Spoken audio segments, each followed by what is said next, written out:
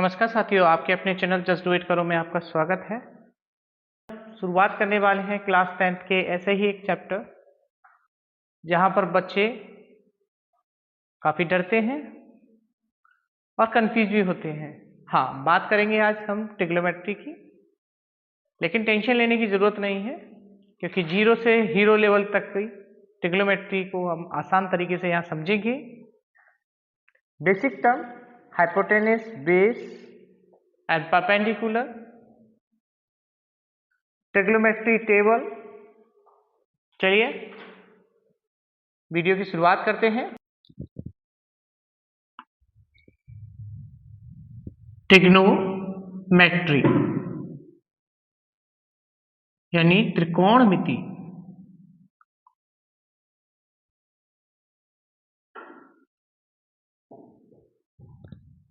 यहां पे हम देखेंगे ट्राइगोन।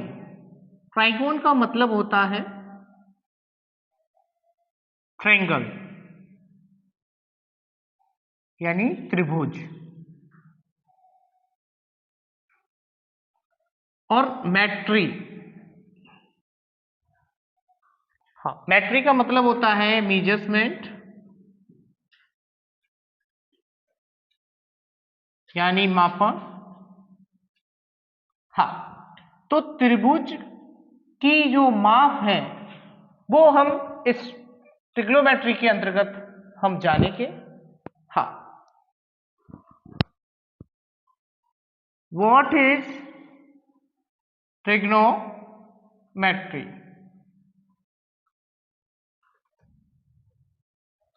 ट्रिग्नोमेट्री होती क्या है? सो trigonometry is a branch of mathematics that deal with the study of angles and sides of right angled triangle।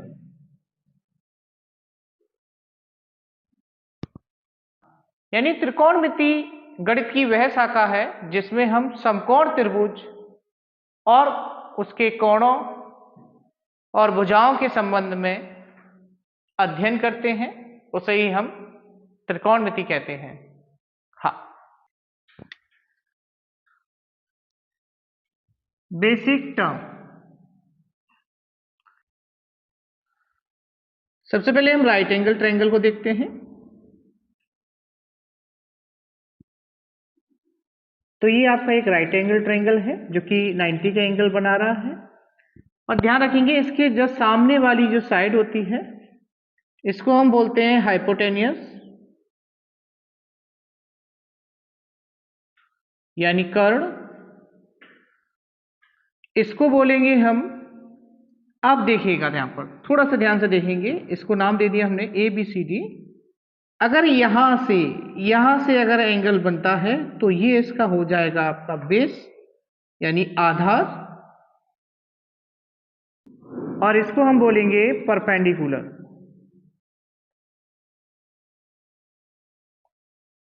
यानी लंब। हाँ, तो इसमें ये तीन टर्म्स होते हैं, इसको आपको ध्यान रखना है कि ये आपका ABCD एक राइट एंगल ट्रायंगल है जिसमें यहां पर 90 का एंगल बनेगा, उसके जस्ट सामने वाली जो साइड होगी उसको हम बोलेंगे हाइपोटेनियस यानी कर्ण। अगर हम यहां से देख रहे हैं और यहां से थीटा कोण यानी एंगल बन रहा है तो इसके जस्ट सामने वाली जो साइड होगी वो होगी परपेंडिकुलर यानी लंब, और ये वाली जो साइड होगी वो होगी इसके बेस यानी आधार। हाँ, मान लीजिए कि आपका ये भी एक राइट एंगल ट्रायंगल दिया है, इसको नाम दे दिया मैंने MNO। यहां पर राइट एंगल बन रहा है, तो इसका यहां से अगर मापन देखा जाए, अगर यहां से देखा जाएगा तो इसके जस्ट सामने वाली जो साइड होगी ये वाली, ये कहलाएगी आपकी परपेंडिकुलर, यानी इसको बोलेंगे अब लंब। और ये वाली साइड जो हो जाएगी वो हो जाएगी आपकी बेस, यानी आधार।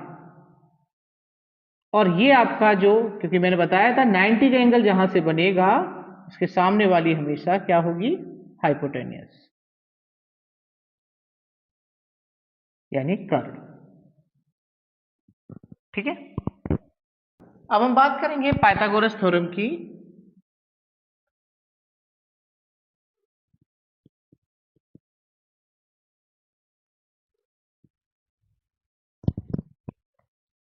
हाँ, तो पाइथागोरस जी थे, उन्होंने बताया था कि हाइपोटेनिस का square is equal to perpendicular square plus base square. हाँ, यानी उन्होंने कहा था कि जो कर्ण का वर्ग बराबर होता है लंब के वर्ग और आधार के वर्ग का योग के बराबर। हाँ, और ये अगर आपको दो साइड दे रखी हैं और तीसरी साइड अगर पता करनी हो तो इस थ्योरम से हम उनकी साइडों को निकाल पाएंगे। अब हम जानेंगे ट्रिग्नोमेट्री।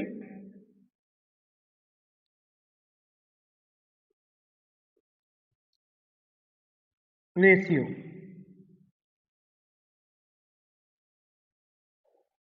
ये आप लोगों को बहुत ही महत्वपूर्ण है, इसको आप लोगों को याद रखना है और एक सीक्वेंस में आपको याद रखना है, उसके बाद आपको कहीं भी कोई दिक्कत नहीं आएगी। हाँ, सबसे पहले आएगा आपका साइन,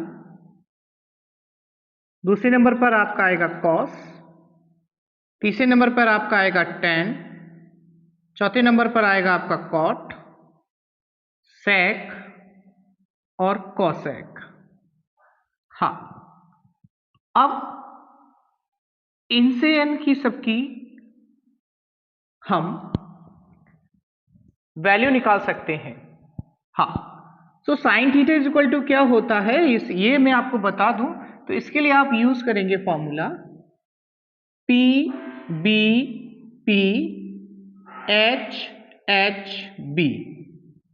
हाँ, आप ट्रिक से भी याद कर सकते हैं, पंडित बद्री प्रसाद हर हर बोले। इसका सीक्वेंस सही रहेगा, इस तरीके से आप पहली तीन आइडेंटिटी की वैल्यू निकाल सकते हैं, उसके बाद इस तरीके से। ठीक है, so sine theta is equal to होगा परपेंडिकुलर अपॉन हाइपोटेनिस।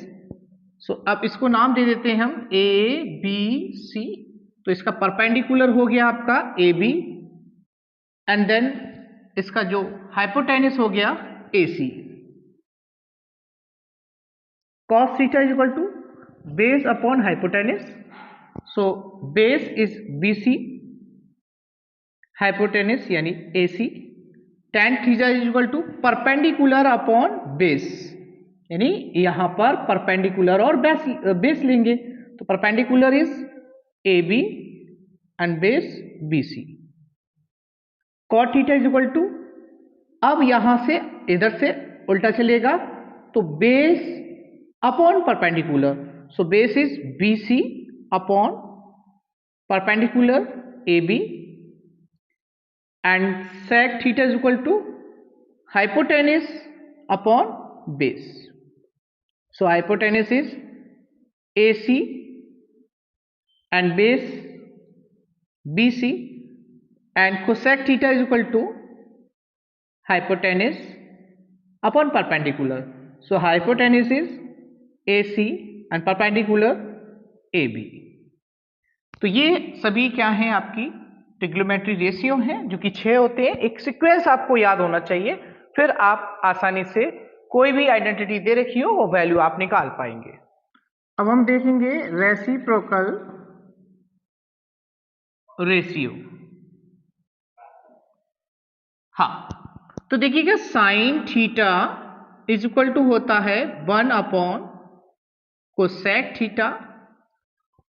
ऐसे ही अगर हम cosec theta is equal to देखेंगे तो 1 अपॉन साइन थीटा। दूसरा आपका आता है cos theta is equal to 1 upon sec theta and sec theta is equal to 1 upon cos theta and tan theta is equal to 1 upon cot theta and cot theta is equal to 1 upon tan theta। और यहाँ पे दो identity और होंगी, देखेंगे इसको। tan theta is equal to sine theta upon cos theta and cot theta is equal to cos theta upon sine theta. Standard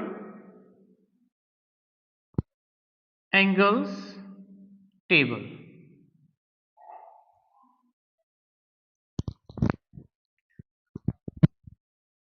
अब यहाँ पे ट्रिग्नोमेट्री की जो वैल्यू है वो याद करें तो काफी समय लगेगा, इसलिए हम क्या करेंगे, एक टेबल बनाना सीखेंगे और उससे हम इनके रेशियो को आसानी से याद कर पाएंगे।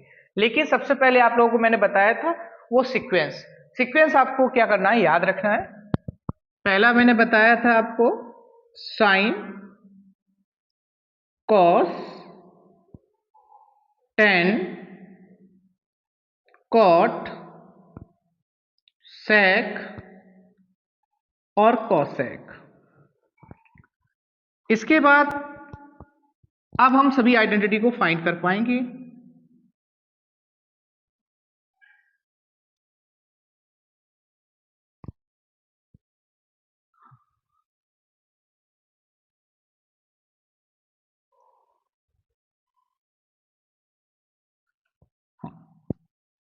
सबसे पहले हम बात करेंगे 0 डिग्री, उसके बाद आपका 30 डिग्री, उसके बाद 45 डिग्री, उसके बाद आपका 60 डिग्री और यहां पे निकालेंगे आप 90 डिग्री। ठीक है, तो सबसे पहले हमें वैल्यू निकालनी है साइन की, तो इसके लिए आप लोग इस टर्म को याद रखेंगे। अगर 0 की निकालनी है तो रूट 0/4, 30 की निकालनी है तो 1/4, 45 की निकालनी है तो 2/4, 60 की निकालनी है वैल्यू तो 3/4 और 90 की वैल्यू निकालनी है तो 4/4। 4 से डिवाइड देंगे 0 में तो साइन 0 डिग्री की वैल्यू जो आएगी 0, इसकी वैल्यू निकालेंगे तो यहाँ जाएगा 1/2 और देन इसको डिडक्ट करेंगे, यहाँ बचेगा 1/2, रूट से 1 बाहर निकल आएगा, यहाँ आ जाएगा √2। इसकी वैल्यू निकालेंगे तो ये जाएगा √3/2 और 4 से 4 डिडक्ट करेंगे तो साइन 90 की जो वैल्यू आ जाएगी वो आ जाएगी 1। इसके बाद आपको अगर कॉस की वैल्यू निकालनी है तो इसका अपोजिट करेंगे, 1 √3/2, 1/√2, 1/2 एंड 0। और अभी हमें वैल्यू निकालनी है किसकी, tan की। तो tan की वैल्यू निकालने के लिए हम क्या करेंगे, सबसे पहले अभी मैंने एक आइडेंटिटी बताई थी आपको कि tan theta is equal to होता है sine theta upon cos theta. तो यहाँ पे आपको साइन और कॉस की वैल्यू पता चल गया है, तो अब इसके इसमें डिवाइड करेंगे तो tan 0 यानी 1 से डिवाइड करेंगे तो यहाँ पे आ जाएगा 0। इसका करेंगे तो 2 से 2 डिडक्ट हो जाएगा तो tan 30 की जो वैल्यू आ जाएगी वो आ जाएगी 1/√3। इससे पूरा डिडक्ट होगा, इसकी वैल्यू आ जाएगी 1। 2 से 2 को डिडक्ट करेंगे, यहाँ जाएगा √3 एंड 0 का डिवाइड 1 में देंगे तो यहाँ जाएगा इनफाइनाइट। फिर सेम इसी तरीके से इसकी वैल्यू को अपोजिट करेंगे, यहाँ आएगा इनफाइनाइट, √3, 1, 1/√3 और यहाँ आ जाएगा आपको 0। अब आपको वैल्यू निकालनी है सेक की, तो अभी हमने एक फॉर्मूला बताया था कि sec theta is equal to होता है 1/cos। तो जो cos की वैल्यू है उसका अपोजिट करते जाएंगे, तो 1 का अपोजिट तो 1 ही रहेगा। इसका करेंगे तो ये हो जाएगा 2/√3 इसकी वैल्यू निकालेंगे तो √2, 1 नीचे लिखने की आवश्यकता नहीं है, एंड 2 की यहां से ही इसको करेंगे तो यहां आ जाएगा 2, और 0 से डिवाइड करेंगे 1 में तो यहां आ जाएगा आपका इनफाइनाइट। इसका फिर अपोजिट कर लेंगे,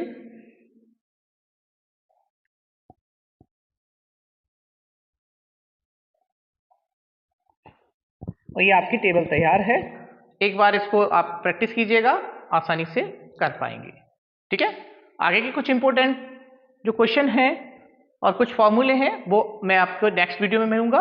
हाँ, वो आप लोगों को कल मिलेगी ये वीडियो। ठीक है, तब तक के लिए वही बोलेंगे, पढ़ो लिखो जस्ट डू इट करो। Okay, bye.